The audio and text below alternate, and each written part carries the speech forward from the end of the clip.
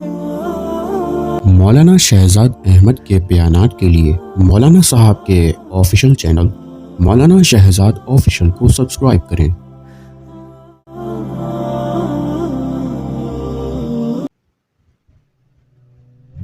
کل آپ کے سامنے زکوٰۃ کے حوالے سے کچھ بنیادی باتیں کی گئی تھی۔ آج اسی موضوع کو آگے لے کر چلتے ہیں۔ زکوٰۃ جس طرح نماز ایک فریضہ ہے بعینہ ہی، اسی طرح زکوٰۃ بھی ایک اللہ کریم کی طرف سے حکم ہے اور مسلمانوں کے لیے ایک حکم اور فریضے کی مانند ہے۔ جیسے کہ گزشتہ کل بتائے تھے، نماز کا انکار کرنے والا دائرہ اسلام سے خارج ہے بعینہ ہی، اسی طرح زکوٰۃ کا انکار کرنے والا بھی دائرہ اسلام سے خارج ہے۔ جس طرح نماز نہ پڑھنے والا گناہ کبیرہ کا ارتکاب کرنے والا ہے بعینہ ہی، اسی طرح زکوٰۃ نہ دینے والا بھی گناہ کبیرہ کا ارتکاب کرنے والا ہے۔ تو پتہ یہ چلا نص قطعی سے، قرآن کی دلیل سے، قرآن کی آیت سے، کہ جس طرح نماز کا حکم وہی حکم زکوٰۃ کا، جس طرح زکوٰۃ کا انکار کرنے والا دائرہ اسلام سے خارج بعینہ ہی، اسی طرح نماز والا بھی یہی حکم۔ تو پتہ چلا دونوں بالکل ایک جیسے حکم ہے۔ یہ اللہ کریم کی طرف سے حکم ہے۔ اللہ وحدہ لا شریک لہ کا جو حکم نہ مانے وہ انسان فرمائے کہ دائرہ اسلام سے خارج ہے، اگر اس پر عمل نہ کرے تو وہ گناہ کبیرہ کا ارتکاب کرنے والا شمار کیا جا رہا ہے۔ تو جب اللہ تعالیٰ نے قرآن عظیم کے اندر اپنی نماز جو اہم عبادت ہے مسلمانوں کے لیے، اس کا حکم فرمایا، اسی طرح اللہ تعالیٰ نے زکوٰۃ کا حکم فرمایا۔ جس طرح نماز کے حوالے سے بہت سارے اس کے مسائل ہیں، اس کے آداب ہیں، اس تمام تر چیزوں کو بیان فرمایا اللہ کے رسول علیہ الصلوۃ والسلام نے اپنی زبان اقدس سے، اسی طرح اللہ کے حبیب صلی اللہ علیہ وسلم نے جو زکوٰۃ دینے والا ہے اس کے مسائل کو بھی، جس کو زکوٰۃ دی جاتی ہے اس کے مسائل کو بھی، اور کن کن لوگوں کے ذمے زکوٰۃ ہے ان لوگوں کو، اسی طریقے سے جن لوگوں کے لیے زکوٰۃ لینا بنتا ہے ان تمام تر چیزوں کو اللہ کے رسول علیہ الصلوۃ والسلام نے بالکل واضح 2 اور 2 4 کی طرح بیان فرمایا۔ اور جو بندہ زکوٰۃ صحیح معنی میں، صحیح مصرف میں، صحیح جگہ پر صحیح مستحق کو پہنچاتا ہے، اللہ کریم نے اس کے لیے اجر بھی بہت زیادہ رکھا ہے۔ آپ کو معلوم ہے کہ جس طرح نماز کا حکم ہے، اگر نماز کے لیے جگہ کا پاک ہونا ضروری ہے، نماز کے لیے کپڑوں کا پاک ہونا ضروری ہے، نماز کے لیے وقت کا ہونا ضروری ہے، صحیح وقت کا ہونا ضروری ہے، نماز کے لیے قبلے کا رخ اچھا ہونا یہ ضروری ہے، تو بعینہ ہی اسی طرح اگر نماز کے اندر جگہ ناپاک رہ جائے، کپڑے ناپاک رہ جائیں، آدمی کا رخ صحیح نہ ہو، اسی طریقے سے وقت درست نہ ہو، آدمی کی نیت نہ ہو، تو اس تمام تر فرائض میں سے کوئی ایک فرض، تمام تر شرائط میں سے کوئی ایک شرط نہ پائی جائے تو انسان کی نماز نہیں ہوتی۔ بعینہ ہی اسی طرح زکوٰۃ کے بھی اہم مسائل اور اس کی شرائط اور اس کے فرائض ہیں، ان میں سے کوئی ایک بھی نہ پایا جائے تو ہماری زکوٰۃ ادا نہیں ہوتی۔ مثال کے طور پر ان میں سے ایک شرط یہ ہے کہ بندہ سامنے والا جس کو میں اور آپ زکوٰۃ دے رہے ہیں غریب سمجھ کر وہ غریب بھی ہو، مستحق بھی ہو، اگر وہ مستحق نہیں ہوگا تو ہماری زکوٰۃ ادا نہیں ہوگی۔ جس طرح کہ نماز ہم ناپاک جگہ پہ پڑھ لیں تو نماز دوبارہ پڑھنی پڑتی ہے، اسی طریقے سے اگر ہمارا مال غیر مسلم کی طرف چلے جائے، مرزائی اور قادیانیوں کی طرف چلے جائے، اسی طریقے سے اہل تشیع میں سے کسی کی طرف چلے جائے، تو اسی طرح ہم جسے ہماری نماز ناپاک جگہ پہ نہیں ہو رہی تھی دوبارہ لٹانی پڑ رہی تھی، اسی طرح اگر ہم نے زکوٰۃ اپنی کسی غیر مسلم کو دے دی، مرزائیوں کو دے دی، قادیانی کو دے دی، اہل تشیع کو دے دی، تو دوبارہ لٹانی پڑے گی۔ تو اس پتہ یہ چلا نا کتنا سخت اس کے لیے فرائض ہیں، کتنے شرائط ہیں۔ جس طرح نماز کے اسی طرح زکوٰۃ کے، جس طرح نماز کا ادا کرنے والا بڑا ہی اللہ کے ہاں عمدہ ترین شخص ہے بعینہ، اسی طرح زکوٰۃ کے اوپر بھی 100% عمل کرنے والا وہ بھی اسی طرح ہے جیسے کہ نماز کو ادا کرنے والا۔ تو اس کے اندر دیکھنا یہ ہے کہ زکوٰۃ کے واجب ہونے کی شرائط 4 ہیں، زکوٰۃ کے واجب ہونے کی شرائط 4 ہیں، یہ نوٹ فرما لیں ساتھی، کیونکہ جب یہ ذہن کے اندر چیز ہوگی تو ہمارے لیے زکوٰۃ نکالنا بھی آسان ہوگا اور زکوٰۃ کسی کو دینا بھی آسان ہوگا۔ اگر یہ چیزیں میرے اور آپ کے ذہن میں نہیں ہوں گی تو پھر ہمارے لیے زکوٰۃ نکالنا بھی مشکل ہوگا، جس کو دیا جاتا ہے زکوٰۃ کا مال وہ اس شخص کا متعین کرنا بھی مشکل ہوگا کہ آیا وہ کون سا شخص ہے جس کو ہم زکوٰۃ دیں۔ تو نمبر ایک، زکوٰۃ کے واجب ہونے کے لیے شرط کیا ہے؟ مسلمان ہونا، اسلام لانا، اسلام میں داخل ہونا، یہ نمبر ایک۔ پتہ چلا کہ زکوٰۃ اس شخص کے اوپر واجب ہوگی جو اسلام میں آنے والا ہو، جو مسلمان ہو، جو کلمہ پڑھ کر اسلام میں داخل ہونے والا ہو۔ غیر مسلم کے لیے زکوٰۃ کا حکم نہیں ہے۔ نمبر دو، عاقل ہونا ضروری ہے۔ نمبر دو، عقل مند ہونا ضروری ہے، باشعور دانش مند ہونا ضروری ہے۔ دانش مند، اور اسی طریقے سے فرمایا کہ عقل مند کا مطلب یہ نہیں ہے کہ بہت زیادہ ذہین ہو، بہت زیادہ فطین ہو، بہت زیادہ وہ لوگوں کو پاگل بنانے کے اندر ماہر ہو۔ اس کا مطلب، عقل مند کا مطلب شریعت کی نظر میں یہ نہیں ہے، بلکہ مطلب یہ کہ 2-4 ٹائم کا کھانا کھانا اچھی طرح جانتا ہو، اس کو کہتے ہیں عقل مند۔ اس کا مطلب یہ نہیں ہے کہ کاروبار بہت اچھی شرح جان کرنے والا ہو۔ اسی طریقے سے فرمایا کہ کسی کو پال بانے ماہر کرنے والا ہو۔ اسی طریقے سے فرمایا کہ بہت ساری چیزوں کے اندر آگے ہو، وہ شریعت کے اندر عقل مند مراد ہے نہیں، وہ مراد نہیں ہے، بلکہ وہ مراد ہے کہ جو پاگل پن سے باہر ہو، مجنون اور دیمارہ نہ ہو، مستانہ نہ ہو۔ اگر یہ شرائط اس کے اندر نہیں پائی جاتی تو وہ عقل مند ہے۔ کیا مطلب؟ مجنون نہ ہو، دیوانہ نہ ہو، مستانہ نہ ہو، پاگل نہ ہو، تو سمجھو کہ عقل مند ہے۔ جب وہ عقل مند ہوگا تو اس کے لیے بھی اگر اللہ کریم نے اس کو نوازا ہے، وہ بھی کون بنے گا بھائی؟ صاحب نصاب، اور اسی طریقے سے زکوٰۃ دینے والا۔ نمبر 3، بالغ ہو۔ نمبر 3 کیا ہے بھائی؟ بالغ۔ عقل مند کے ساتھ ساتھ بالغ ہونا بھی ضروری ہے، نابالغ بچے کے اوپر زکوٰۃ فرض نہیں ہوتی۔ نمبر 4، صاحب نصاب ہو، اللہ کریم نے اس کو مال سے نوازا ہو، اور مال بھی کس قدر ہو؟ کم از کم 52.5 تولہ چاندی جو جتنے کی رقم بنتی ہے، اتنے پیسے اس کے پاس موجود ہو اور اس کے اوپر سال گزر گیا ہو تو ایسے شخص کے اوپر زکوٰۃ دینا فرض ہے۔ کتنی چیزیں؟ 4۔ نمبر 1، مسلمان ہونا۔ نمبر 2، عقل مند ہونا۔ نمبر 3، بالغ ہونا۔ نمبر 4، صاحب نصاب ہونا۔ یہ 4 شرائط جس کے اندر پائی جاتی ہیں، اسی پر فرمایا کہ زکوٰۃ فرض ہے، زکوٰۃ کا نکالنا واجب اور فرض کے درجے میں ہے۔ جو بندہ ان تمام شرائط کے ہونے کے باوجود اپنے مال کی زکوٰۃ نہیں نکالتا تو وہ بندہ اللہ رب العالمین کی نگاہ کے اندر گناہ گار ٹھہرے گا۔ اگر بندہ نعوذ باللہ اس کا انکار کر دے تو وہ دائرہ اسلام سے خارج ٹھہرے گا۔ یہ یاد رکھنا چاہیے، جس طرح نماز کا انکار کرنے والا، میں بار بار کہہ رہا ہوں اس لیے کہ لوگ بھی اس زکوٰۃ کو نا بالکل چھوٹا سا معمول سا معاملہ سمجھتے ہیں، حالانکہ بہت اہمیت کا حامل یہ مسئلہ۔ جہاں پر اللہ نے فرمایا وَأَقِيمُوا الصَّلَاةَ، اسی کے ساتھ واو کے فرق کے ساتھ فرمایا وَآتُوا الزَّكَاةَ۔ جہاں اللہ فرمایا الَّذِينَ إِن مَّكَّنَّاهُمْ فِي الْأَرْضِ أَقَامُوا الصَّلَاةَ وَآتَوُا الزَّكَاةَ، ہر جگہ اللہ کریم نے نماز کے ساتھ جوڑا ہے۔ پتہ چلا نماز جیسی اس کے اندر حکم اور نص قطعی پائی جا رہی ہے، لہٰذا جو بندہ اس کا انکار کرے گا وہ دائرہ اسلام سے خارج ہوگا، جو بندہ اس پر عمل نہیں کرے گا وہ اس گناہ کبیرہ کا ارتکاب کرنے والا شمار ہوگا۔ لہذا اس کا بڑا خیال رکھنا چاہیے۔ نمبر 1، مسلمان ہونا۔ نمبر 2، عقل مند ہونا۔ نمبر 3، بالغ ہونا۔ نمبر 4، صاحب نصاب ہونا۔ یہ 4 شرائط جس کے اندر پائی جائیں گی کہ اس کے اوپر زکوٰۃ کا نکالنا بہت ضروری اور لازمی ہے، تو اس کا خیال کرنا چاہیے۔ دوسری بات یہ ہے کہ اب زکوٰۃ کس کو دے سکتے ہیں؟ اب زکوٰۃ کا مصرف کیا ہے؟ زکوٰۃ کا مستحق کون ہے؟ زکوٰۃ کا حقدار کون ہے؟ زکوٰۃ کون وصول کر سکتا ہے؟ زکوٰۃ کون ہم سے لے سکتا ہے؟ یہ ساری کی ساری چیزیں ہم استعمال کر سکتے ہیں اس کے لیے۔ نمبر 1، اللہ کریم نے زکوٰۃ کے مصارف 8 بتلائے۔ کتنے؟ 8۔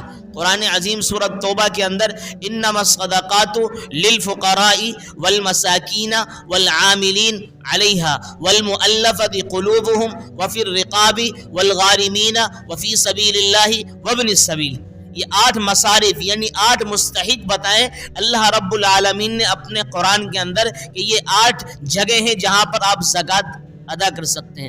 یہ 8 قسم کے افراد ہیں جن کو آپ زکوٰۃ دے سکتے ہیں۔ یہ 8 قسم کے فرمائے مستحق ہیں جن کو آپ اپنی زکوٰۃ ادا کر سکتے ہیں۔ فرمایا کہ یہ 8 ہیں جو قرآن کے نص سے ثابت ہیں۔ نمبر 1، فقیر۔ فقیر اب کسے کہتے ہیں؟ فقیر اس کو کہتے ہیں جس کے پاس کچھ بھی نہ ہو۔ کس کو کہتے ہیں بھائی؟ جس کے پاس کچھ بھی نہ ہو۔ نمبر 2، مسکین۔ مسکین اس کو کہا جاتا ہے جس کے پاس کچھ ہو لیکن اپنی جو ضروریات کی چیزیں ہیں وہ مکمل نہ ہو پاتی ہوں، ہو کچھ لیکن ساری کے ساری جتنی بھی ضروریات اس کی ہو اس کے پاس اتنا موجود نہ ہو کہ ساری کے ساری اس کی ضروریات اس کے پاس جتنا موجود ہے اس سے مکمل ہو جائیں، تو اس کو کیا کہا جاتا ہے؟ مسکین۔ فقیر اس کو کہا جاتا ہے جس کے پاس کچھ بھی نہ ہو، جو بالکل ہر ایک اعتبار سے بالکل بیچارہ خالی اور کنگال ہو۔ نمبر 2 مسکین اس کو کہا جاتا ہے جس کے پاس کچھ ہو، مثال کے طور پر 3 ٹائم کا کھانا کھاتے ہیں، 1 ٹائم کا یا 2 ٹائم کا کھانا ہو، تیسرے ٹائم کا نہ ہو، اس کو مسکین کہا جاتا ہے، تو اس کے اوپر بھی زکوٰۃ دے سکتے ہیں ہم۔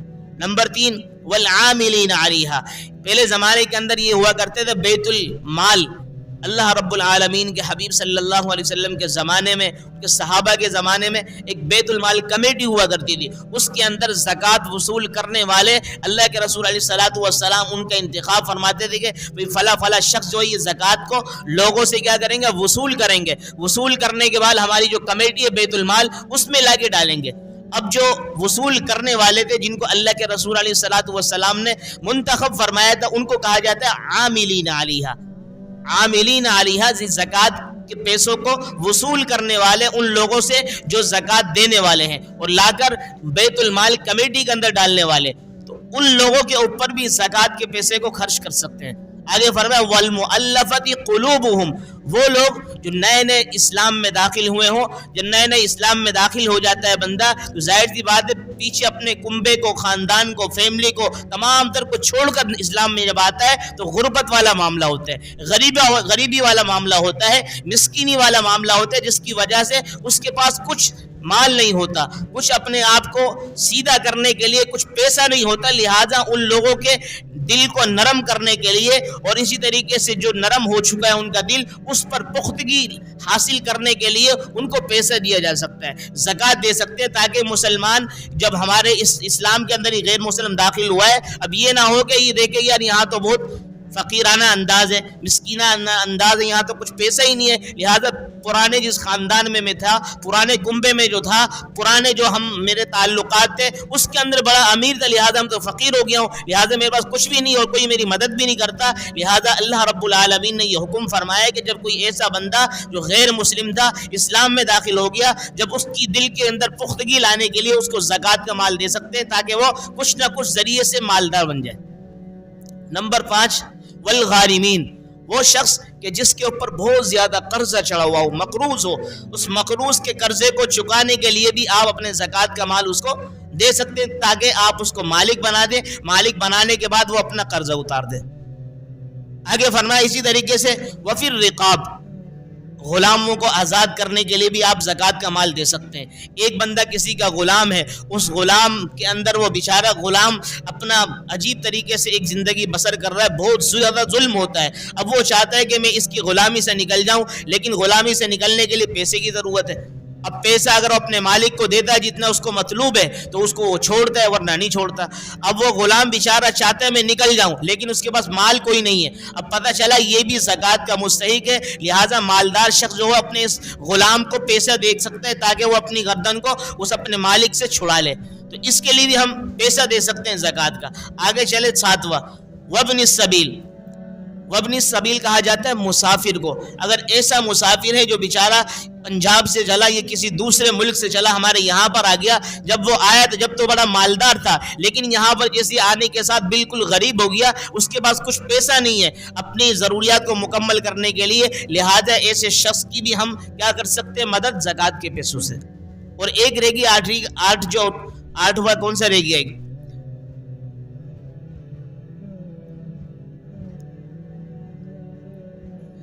ایک اس کے بارے میں آتا ہے کہ جو اللہ کے راستے کے اندر فی سبیل اللہ، مجاہد جو سب سے اعلیٰ ہے، زکوٰۃ کا مال اس کو بھی ہم دے سکتے ہیں کیونکہ وہ اللہ رب العالمین کے اعلاء کلمت اللہ کے لیے سرحدات کے محافظ ہیں، وہ ہماری عزت کے محافظ ہیں، ہماری ناموس کے محافظ ہیں، اگر وہ ہمارے اس ناموس پر، عزت پر پہرا نہ دے تو ہماری عزتوں کو تار تار کر دیا جائے، تو ایسے لوگوں کی بھی ہم مدد کر سکتے ہیں اپنے زکوٰۃ کے پیسوں سے۔ اب پتہ یہ چلا کہ آیت سے، قرآن کی نص سے یہ 8 قسم کے افراد ایسے ہیں کہ جن کو زکوٰۃ دینے کی اجازت ہے۔ نمبر 1 فقیر، نمبر 2 مسکین، نمبر 3 اس زکوٰۃ کو پیسے جو وصول کرنے والے عاملین، آگے فرمایا والمؤلفۃ قلوبہم، چوتھے وہ جو نئے نئے مسلمان ہوئے ہوں اور ان کی پختگی کے اوپر اس کو لانے کے لیے ان کو پیسے دیے جائے، والغارمین فرمایا کہ جو مقروض ہو۔ نمبر 6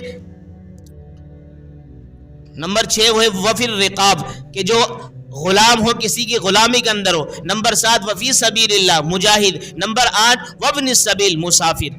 ان 8 قسم کے افراد کو ہم اپنی زکوٰۃ دے سکتے ہیں۔ اس کے علاوہ ہم کسی کو اور دیں گے تو اس میں شرعی تقاضے اگر پائے جائیں گے تو ٹھیک ہے، ورنہ نہیں۔